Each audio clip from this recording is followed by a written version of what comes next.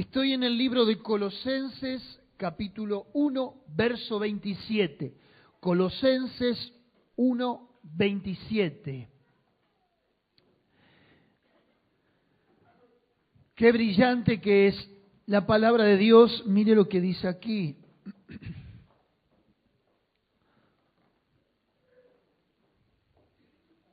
Felicito a los de multimedia por las imágenes de hoy, todo ese bien, me gusta. ¿Vamos? A quienes Dios quiso dar a conocer las riquezas de la gloria de este misterio entre los gentiles, que es Cristo en vosotros, la esperanza de gloria. Esto es apasionante. Voy a leerlo una vez más, a ver si le arranco una sonrisa y una pasión, y un gloria a Dios, aleluya. Antiguamente yo cuando iba a la iglesia pentecostal no paraban los aleluya. Hoy no escucho si alguien me dice un aleluya, mire, le pago. A ver, con énfasis. Después pasa por casa. A quienes Dios quiso dar a conocer las riquezas de la gloria de este misterio. Dios quiso, diga conmigo, Dios quiso.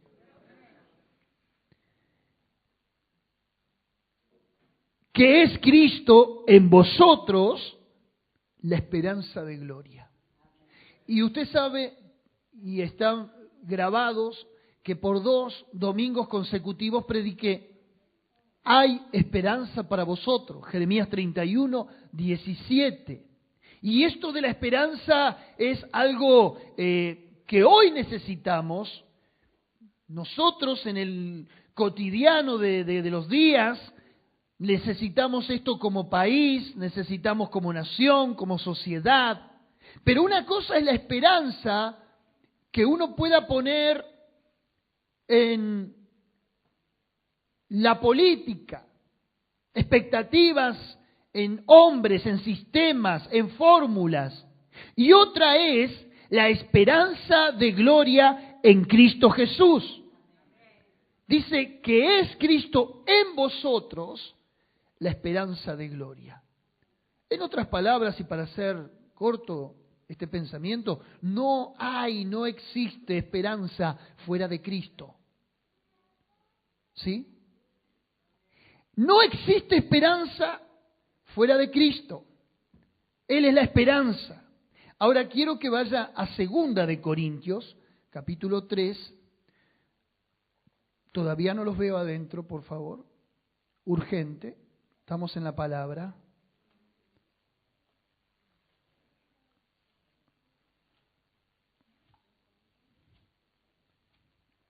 Segunda de Corintios capítulo 3.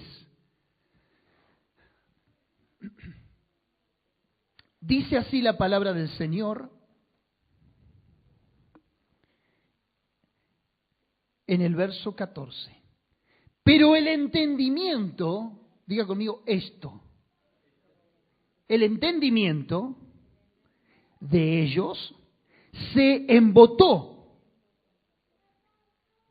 Porque hasta el día de hoy, cuando leen el antiguo pacto, les queda el mismo velo no descubierto, el cual por Cristo es quitado.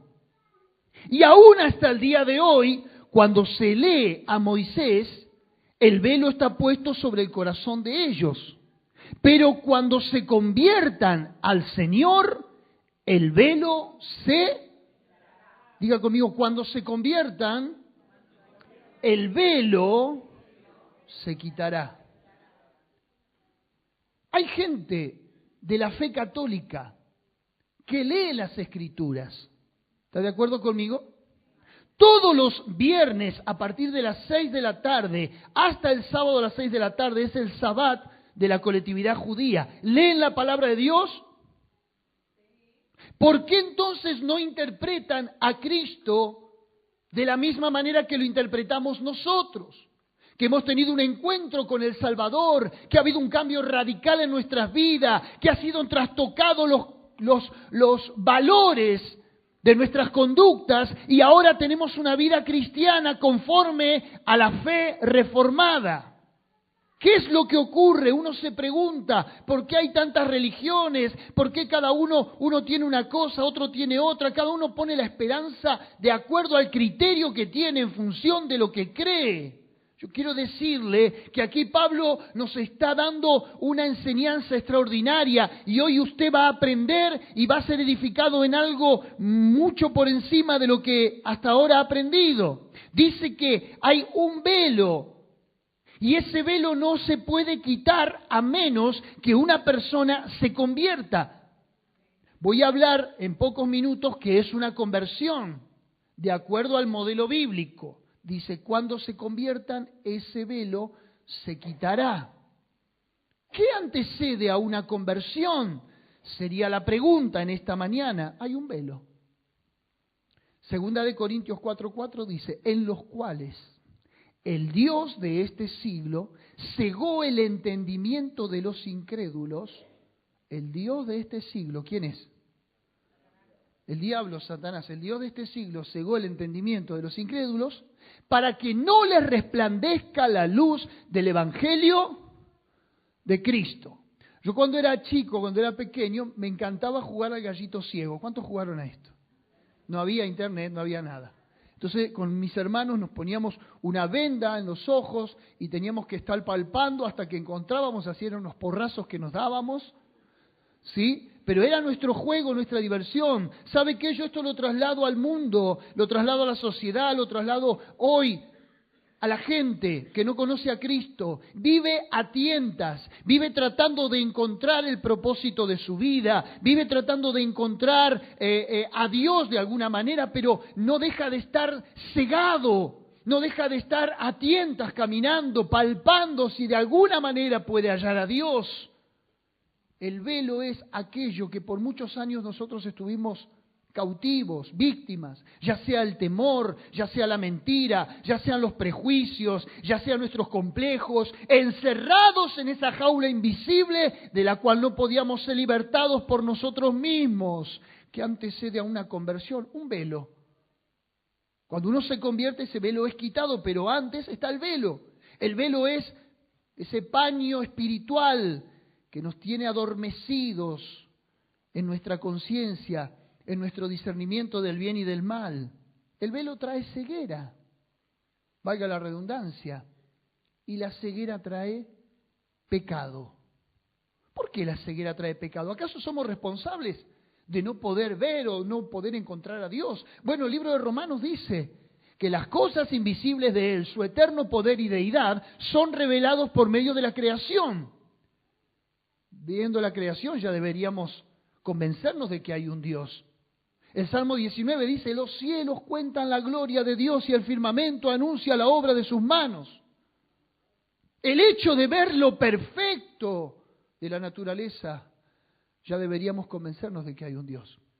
Pero sin embargo el pecado nos ha cegado de tal manera que nosotros no podemos ver a Dios detrás de cada cosa.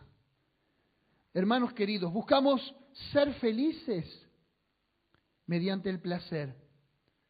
Pero es una mala jugada buscar la felicidad desde el placer, porque el placer es el momento, fugaz, lo momentáneo, y luego volvemos a ser miserables y perdedores una vez más. ¿Qué decía mi texto de comienzo, de cabecera? En Cristo tenemos la esperanza de gloria, pero fuera de Cristo no tenemos más que oscuridad, miseria, frustración. Dijimos, cuando se conviertan, el velo se quitará. ¿Qué antecede a la conversión? Un velo, una ceguera, un pecado. Y es hasta que no venga el convencimiento de que somos pecadores que no nos podemos convertir. ¿Podemos simular una conversión? A mi criterio sí. Podemos tener buenos modales, buena conducta, buena apariencia, sin embargo por dentro seguir siendo los mismos. Podemos, voy a usar el término vulgar, caretear, Podemos simular, podemos presentar un escenario ilusionista y dar a entender a los demás nuestra falsa piedad. Bueno, Pablo lo dijo en Timoteo, algunos tendrán apariencia de piedad, pero negarán la eficacia de ella. Jesús lo puso en otras palabras muy sabias, dijo, por los frutos los conoceréis. Pero se puede, mientras tanto, jugar con una conversión, sí. Una verdadera conversión trae convicción de pecado. Ayer hablábamos en la célula y un discípulo de Lucas lo describió, Juan Cruz lo describió de una manera extraordinaria. Dijo, pastor, convicción de pecado es cuando aún uno va a orar a la presencia de Dios y siente vergüenza por lo que hizo. Bien. ¿Le pasó alguna vez? Todos los días. Sí. ¿Cómo andan mis pecadores? Mire, no se tiene que ofender. ¿Cómo andan mis pecadores? Bueno, yo también ando bien. Si usted me dice, ¿cómo dice pastor eso? Mire, si usted dice que no es pecador, lo hace mentiroso a Dios. ¿Cómo andan mis pecadores? Tiene que venir un convencimiento de pecado. Ahí opera la obra del Espíritu Santo. Escuche, el único que convence de pecado, justicia y juicio es el Espíritu Santo. ¿Sí? ¿Qué es redarguir? La palabra es de un término jurídico. Redarguir significa traer algo a prueba. ¿Sí? Una culpa, en este caso. ¿Y quién da arrepentimiento? Dios. Si Dios no da arrepentimiento, ¿puede haber un falso arrepentimiento? Sí. Mire, ¿puede haber lágrimas sin arrepentimiento? Esta mañana estaba pelando una cebolla para dejar la salsa preparada para cuando salgamos del culto comemos los ravioles. Digo a mi esposa, yo te ayudo, mi amor, para que no te quede ese olor a cebolla. Viene tan mala la cebolla que ya ni te hace llorar. La buena cebolla te hace llorar, ya ni la cebolla te hace llorar. Y algunos lloran y algunos muestran un arrepentimiento, pero son lágrimas solamente. No hay un cambio interior, porque el único que convence de pecado, de justicia, de juicio, en otras palabras, el único que da arrepentimiento, es Dios. Mientras tanto, si no tenemos arrepentimiento, estamos bajo la ira de Dios. Esta mañana pensaba, cuando estaba orando, el Señor me mostraba que la cruz es como un pararrayos. La cruz fue como un pararrayos. ¿Sabes lo que es un pararrayos, no? ¿Por qué?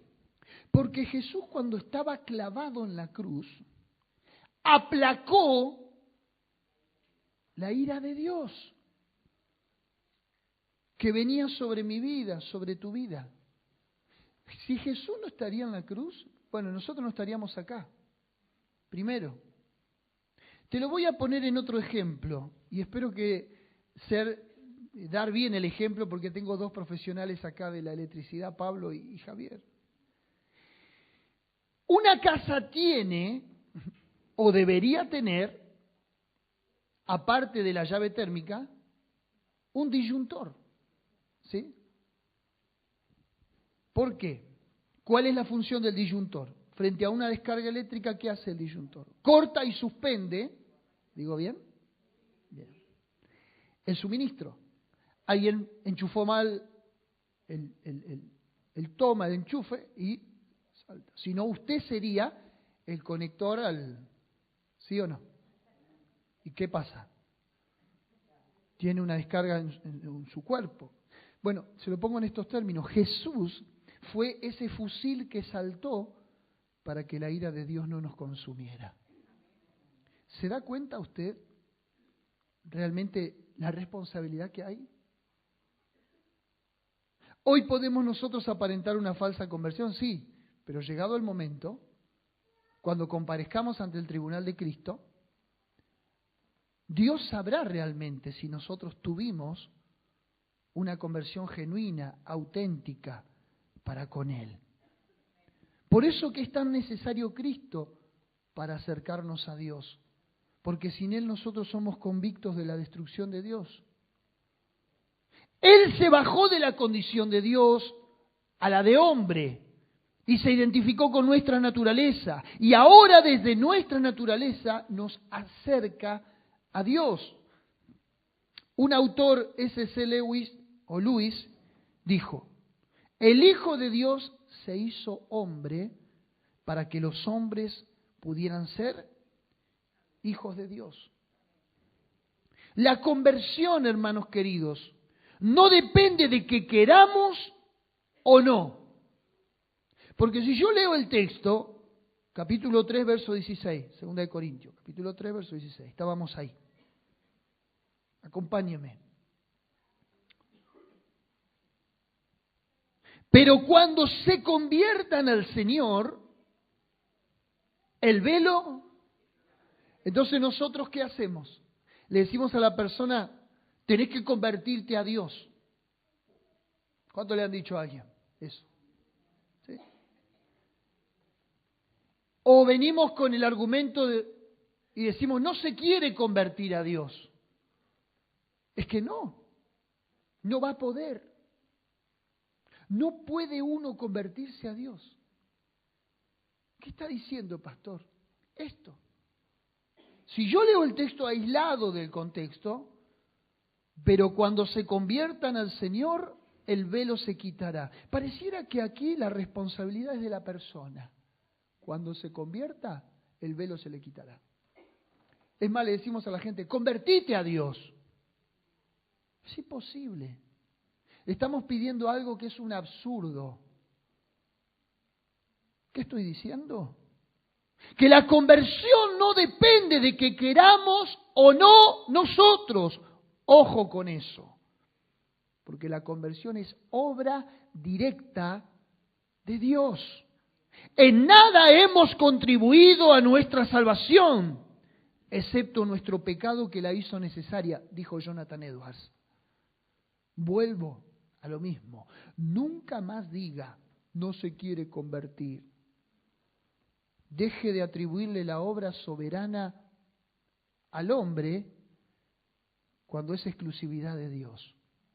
Nadie puede convertirse si Dios no le produce todos los pasos antecedentes que le dije. Convicción de pecado, le quite el velo. Entonces, ¿cuál es nuestra participación? Ninguna. ¿Qué tengo que hacer para ser salvo? Nada. Creer. Tenés que tener fe. Como si la pudiéramos fabricar a la fe. Hasta la fe es don de Dios. O sea que, ¿la fe no nos pertenece? No. ¿La conversión? Tampoco. ¿El arrepentimiento? Viene por el Espíritu. ¿Qué le dimos a Dios? Pecado.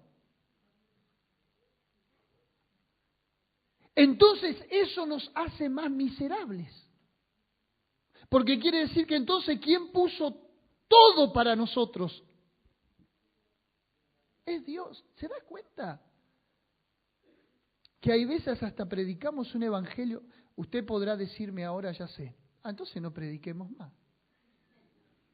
Si es Dios el que salva, si es Dios el que da fe, si es Dios el que produce arrepentimiento, bueno, que lo haga Dios. Pero eso sería un error, porque nosotros tenemos la obligación de predicar para que justamente Dios haga su labor. ¿Sí? La materia prima con la que Dios opera el milagro del nuevo nacimiento es la palabra. La palabra viaja, la palabra se proclama y la palabra cobra vida en el corazón del hombre. Pero es todo una obra espiritual dada por Dios. En todo caso, nosotros debemos predicar a Jesucristo y Dios es el que da arrepentimiento y Dios es el que toca el corazón. Porque si fuese entonces que nosotros decidimos arrepentirnos o no, convertirnos o no, entonces también de esa manera adoptamos o dejamos la salvación. Por lo tanto, hacemos ineficaz el sacrificio de Cristo. Ya que nosotros si queremos lo hacemos, si queremos no. Entonces Cristo no vale lo que Él hizo en la cruz del Calvario. Ahora la pregunta es, ¿está convertido usted? Ay, qué pregunta, pastor. ¿Está convertido? A mí me pregunta y yo pero me salgo de mí mismo y les... ¿Cuántos están convertidos? ¿A cuántos les dio arrepentimiento? ¿Cuántos tienen fe? ¿Cuántos lloraron no por la cebolla sino por el Espíritu? ¿Cuántos se les quitó un velo? Yo le quiero decir algo. Cuando me convertí, hasta dije, escuchá los pájaros cómo cantan. Siempre cantaron. Siempre estuvieron. Mis 18 años de vida los viví. No estuve muerto. Bueno, sí, en pecado. Pero cuando me convertí empecé a ver detalles y cosas que yo antes no me daba cuenta.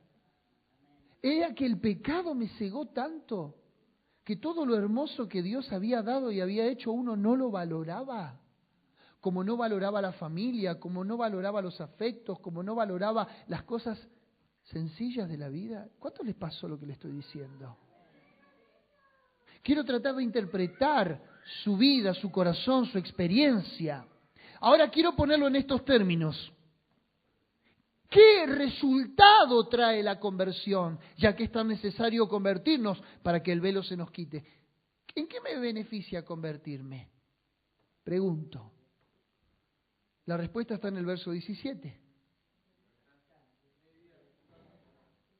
Verso 17.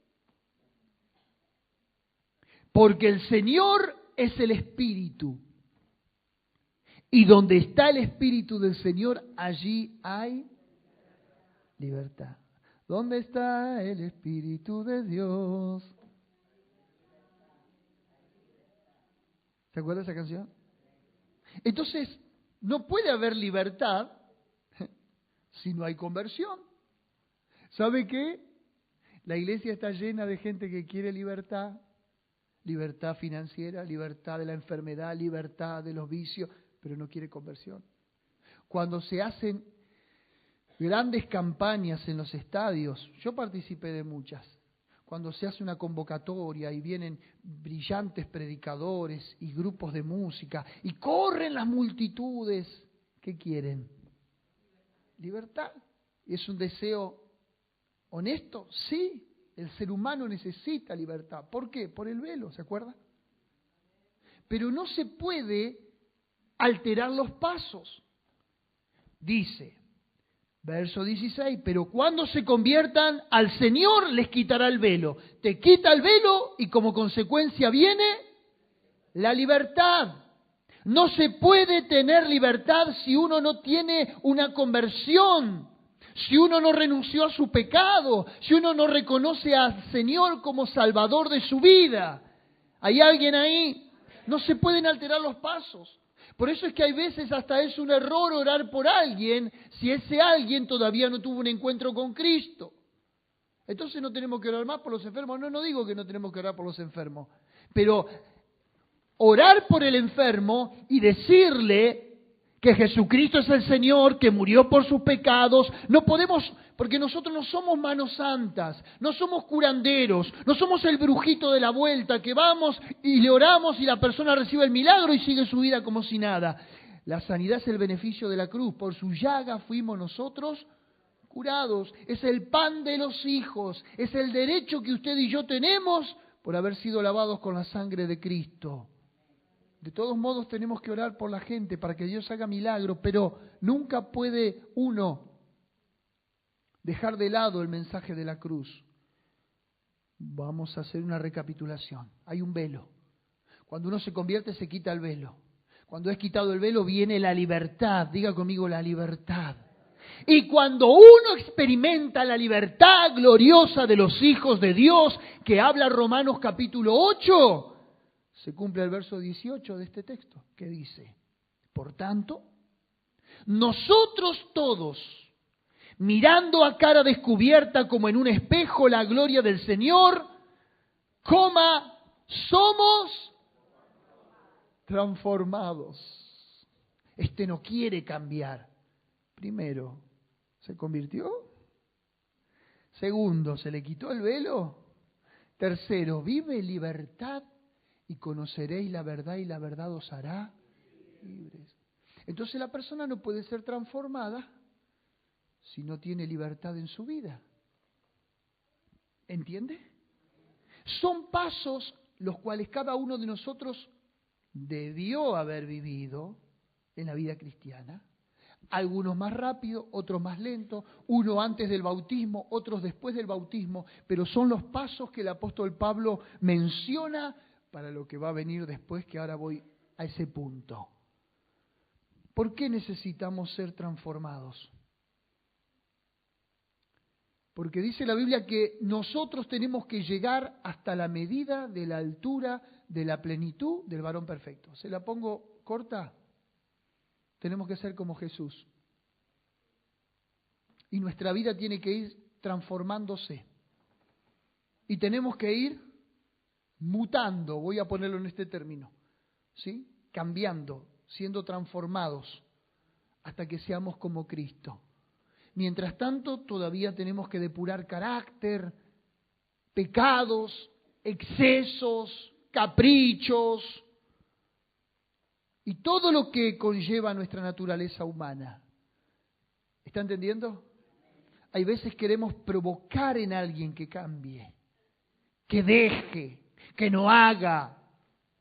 Hermanos queridos, si fuera tan fácil, cada uno se propondría y adoptaría una vida nueva. Cada uno pelea con sus propios demonios. Yo lucho con los míos, ¿usted con los suyos? ¿Los tiene entonces? Pase que le voy a orar. Somos transformados, pero ¿cómo somos transformados? De gloria. ¿Sabe qué dice el texto original? Somos transformados de presencia en presencia.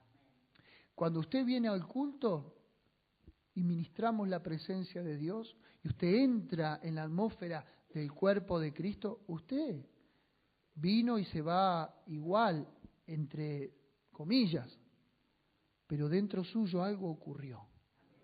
Una verdad se apoderó de su mente. Y cuando hay una verdad que se apodera de un pensamiento, el pensamiento crea un hábito. Y un hábito crea una conducta. Vuelvo a lo mismo. Un pensamiento, diga conmigo, un pensamiento, crea un hábito. Un hábito, una conducta. Ahí está la transformación. ¿Eso ocurre del día para la noche? Hay veces sí, a veces no. Filipenses 1:6 dice: aquel que comenzó en vosotros la buena obra la completará hasta el día de Jesucristo. ¿Cómo somos transformados? Es la pregunta. Capítulo 4, verso 5. Esto es lo que se llama un sermón expositivo. Capítulo 4, verso 5.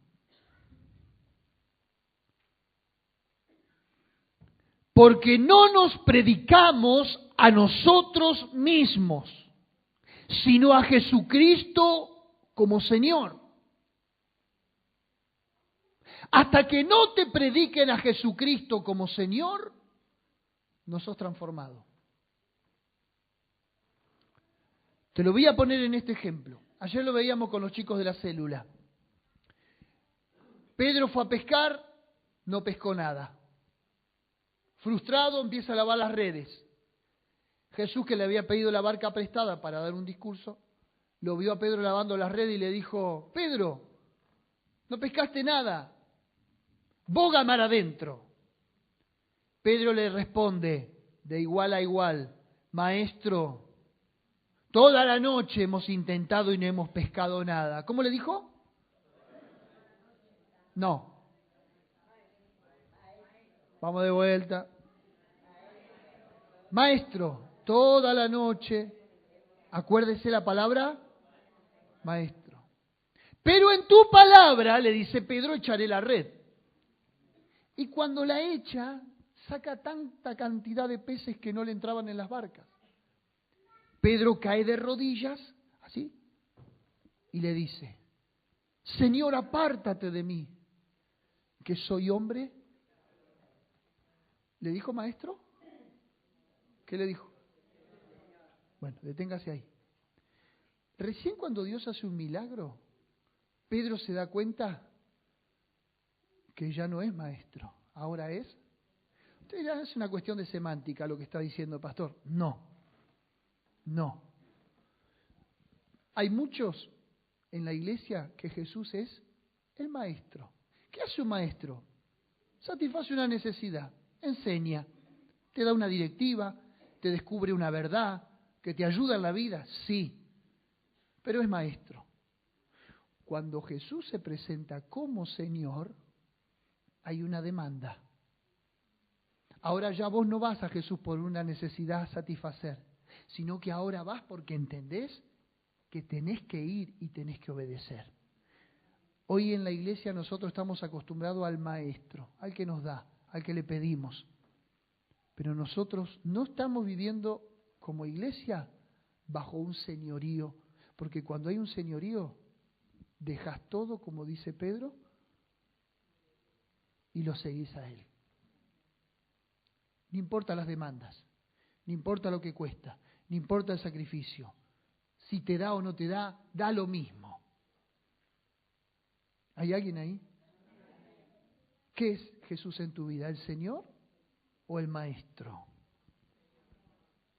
¿Cuándo viene la transformación? Según 2 Corintios capítulo 4, verso 5. Cuando predicamos a Cristo. Yo puedo predicar de aquí de muchas cosas. Puedo predicar de autoayuda, puedo predicar de beneficios, puedo predicar y está apto para predicar eso, porque yo predico la palabra. Pero cuando predicas a Jesucristo como Señor y estás poniendo todas las demandas del Evangelio, ahí la persona entiende quién es Dios, lo que hizo en la cruz del Calvario, la obra de gracia, y hay una conversión auténtica. Cuando predicamos a Cristo como Señor. Ahora, cuando tenemos a Cristo como Señor pasan algunas cosas. Capítulo 4, verso 7.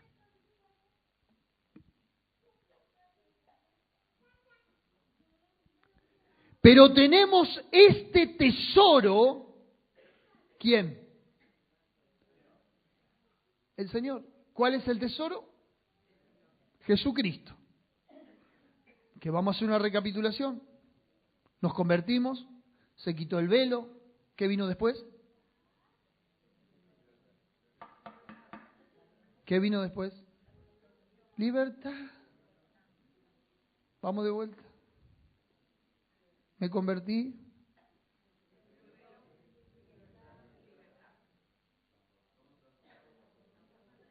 ¿Somos transformados? ¿Por qué somos transformados? Por Jesucristo. ¿Qué tenemos dentro de nosotros? Mire, pero tenemos este tesoro. ¿Cuál es el tesoro? Jesucristo. En vasos de barro. En el tiempo bíblico, gracias a Dios, en el tiempo bíblico, no había cajas de seguridad.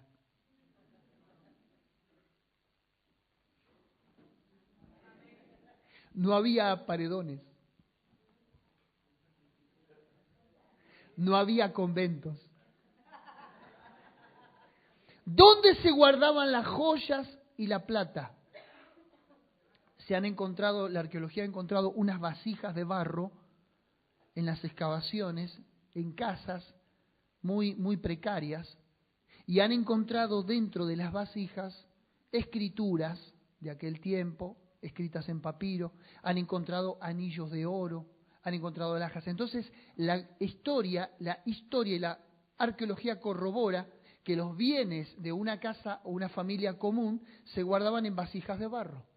Entonces Pablo adopta esa ilustración y dice así: tenemos este tesoro, a Jesucristo, en vasos de... ¿Quiénes son los vasos de barro? Nosotros. ¿Sí? Para que la excelencia del poder sea de Dios y no de nosotros. Ahora quiero hacer un paréntesis aquí. El que preserva la joya, preserva también la vasija. El que preserva la joya, preserva también la vasija. Dios preserva la joya que está dentro. ¿Quién es? Jesucristo. Pero preserva también el vaso, ¿o no? Nos preserva a nosotros, ¿está bien? Bueno, mire lo que dice ahora el verso 8, es extraordinario. Para que la excelencia del poder sea de Dios y no de nosotros. Que estamos atribulados en todo, mas no angustiados. ¿Hay tribulación? Sí, y mucha, pero no estamos angustiados. En apuros, mas no desesperados. Perseguidos, mas no desamparados. Derribados, pero no destruidos. Ese mas no, marca la diferencia. ¿Te duelen los huesos? Sí, mas no me voy a quedar en casa. ¿Te pagan mal en el trabajo? Sí, mas no lo voy a dejar porque es lo único que tengo. ¿Ronca tu esposa? Sí, mas no tengo lugar donde ir a dormir. A ver, ese más no es lo que marca la diferencia. Pero escuche, por favor, mi querido. Cuando uno se le quitó el velo, se convirtió, experimentó la libertad del Señor, fue transformado, aceptó el señorío de Cristo, todo lo que te pasa en la vida, estás como impermeabilizado. ¿Me entiende lo que le digo? Claro, el apóstol decía, ¿estás atribulado? Sí, pero no estoy angustiado. ¿Estás en apuro? Sí, pero no estoy desesperado. ¿Estás derribado? Sí, pero no destruido. En otras palabras, no es que somos negadores y evasivos a lo que nos pasa, sino que lo que nos pasa afuera, en la carcasa, en la vasija de barro, pero somos vivos. ¿Qué tenemos adentro? El tesoro. ¿Qué me importa lo de afuera si lo que vale es lo de adentro? Así dijo una. Y no es linda, pero es buena. Hermanos queridos, mire lo que dice el verso 16, es extraordinario. Capítulo 4, verso 16. Por tanto, no desmayamos frente a lo que nos pueda pasar. Antes, aunque nuestro hombre exterior se va desgastando, que es verdad, la enfermedad, la vejez, los años, la mala sangre, los disgustos, es verdad, nos desgasta físicamente. El interior, no obstante, se renueva de día en día. Porque ¿qué hay adentro? ¿Te das cuenta entonces por qué necesitas a Cristo? Porque si no lo tenés a Cristo, se desgasta lo de adentro, se desgasta lo de afuera y tu vida es una miseria caminando. Cuando tenés a Cristo, tenés lo que tienen los demás, tenés los achaques de los demás, pero dentro tuyo está la vida de Cristo. Por eso es que el texto de Colosenses 1:27 decía, en vosotros está Cristo, la esperanza de gloria. Cierro con esto. Capítulo 5, verso 17. A ver, nosotros separamos la Biblia por capítulo, por título, todo. El apóstol Pablo viene con un hilo de pensamiento. Por eso me atrevo a transgredir y saltar los textos, pero viene un mismo hilo de pensamiento. De modo que si alguno está en Cristo, nueva criatura es. Las cosas viejas pasaron, he aquí todas son hechas nuevas. Pero hay un detalle. Para que las cosas viejas vayan pasando, usted tiene que estar en Cristo. Dijimos Colosenses 1:27, Cristo en vosotros, la esperanza de gloria. ¿Vos querés cosas nuevas? ¿Cuántos quieren cosas nuevas? Si alguno está en Cristo, nueva criatura es, las cosas viejas pasaron y aquí todas son hechas. Yo les soy sincero, yo quiero que en mi vida todas las cosas sean hechas nuevas. Todas, no algunas, no las que me convienen, sino todas las promesas de Dios en mí se cumplan como persona. Después quiero que las cosas nuevas de Dios se cumplan en usted, que estaba bajo mi responsabilidad espiritual. Yo quiero que todas las cosas en usted sean hechas nuevas. Su matrimonio, su familia, sus afectos, sus anhelos más íntimos. Que todas las cosas sean hechas nuevas, necesitamos. Pero para eso tenemos que despojarnos de las cosas viejas. ¿Sí? Esto sí que depende de nosotros. Estando en Cristo, podemos dejar lo viejo para atrás. ¿Sí? Podemos dejarlo de lado. Necesitamos sacar el escombro de nuestra vida. Necesitamos sacar toda esa mugre de recuerdos feos, de fracasos, frustraciones, culpas. Porque Cristo ya llevó nuestra culpa, pero nosotros nos quedamos con un poquito de culpa a veces, para que esa culpa nos haga sentir vivos en el pasado. No, entierre todo eso también. Vuelvo a hacer la recapitulación. Hay un velo que nos está cegando. Cuando se conviertan a Cristo, el velo se quitará. Cuando se quita el velo, mediante la conversión viene la libertad. Cuando viene la libertad, viene la transformación. ¿Por qué viene la transformación? Por el señorío de Cristo. Cuando tenemos a Cristo como Señor, todo lo que nos pasa en la vida nos va a resbalar. Vamos a estar en crisis, pero vamos a estar en victoria. Cierro con esto. El mayor ejemplo de perseverancia es el que nos ofreció Abraham Lincoln. Si quieres saber algo sobre alguien que no se rendía, no busquéis más lejos. Nació en la pobreza. Lincoln tuvo que enfrentarse a la derrota a lo largo de toda su vida. Perdió 8 elecciones. Sus negocios quebraron en 2 ocasiones y sufrió un colapso nervioso. Podría haberse rendido muchas veces, pero no lo hizo. Y gracias a su persistencia llegó a ser uno de los presidentes más grandes de la historia de los Estados Unidos. Lincoln fue un campeón y jamás se dio por vencido. He aquí un esbozo del camino que lo condujo a la Casa Blanca. ¿Quiere escucharlo? Es breve. A los 7 años, Abraham Lincoln, su familia se vio obligada a dejar su casa y él tuvo que trabajar para mantenerla. 7 años. A los 9 años, su madre murió. 9 años, su madre murió. A los 22 años puso un negocio y fracasó. A los 23 años se presentó a elecciones para la legislatura y perdió. A los 23 años perdió también su trabajo. Quería ingresar a la Facultad de Derecho, pero no pudo. A los 24 años pidió dinero prestado a un amigo para empezar un negocio y antes de fin de año estaba en la bancarrota. Durante 17 años siguientes estuvo pagando aquella deuda. 17 años. A los 25 años volvió a presentarse a elecciones legislativas y ganó. Bien. A los 26 años, cuando estaba a punto de casarse, su novia murió. Y él quedó con el corazón destrozado. Esto está en la biografía del presidente, expresidente. A los 27 tuvo un colapso nervioso y permaneció 6 meses en cama. A los 29 intentó llegar al cargo de representante del Estado y fue derrotado. A los 31 años intentó llegar a elector y fue derrotado. A los 34, candidato al Congreso, fue derrotado. El tipo apostaba a la política.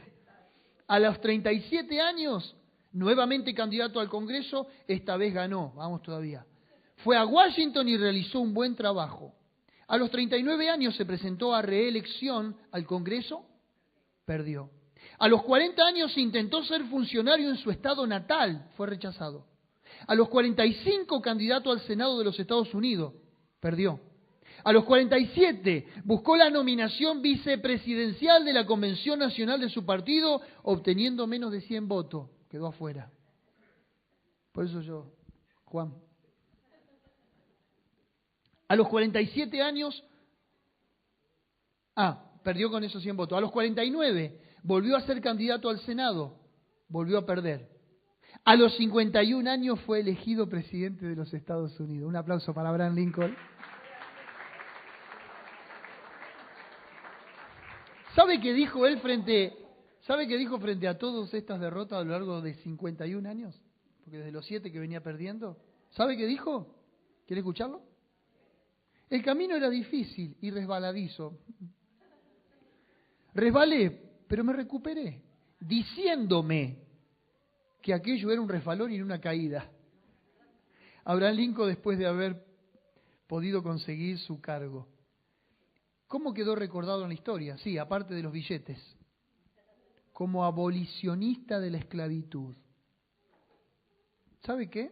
Abraham Lincoln fue contemporáneo a aquel gran evangelista Charles Finney, que ejerció gran influencia en su vida. En otras palabras, Abraham Lincoln fue un presidente cristiano. El otro día alguien me dijo, cuando le mostré esto, por mucho menos nosotros largamos todo, nos frustramos, nos damos por vencidos. Tenemos un tesoro en vasos de barro, para que la excelencia del poder sea de Dios y no de nosotros.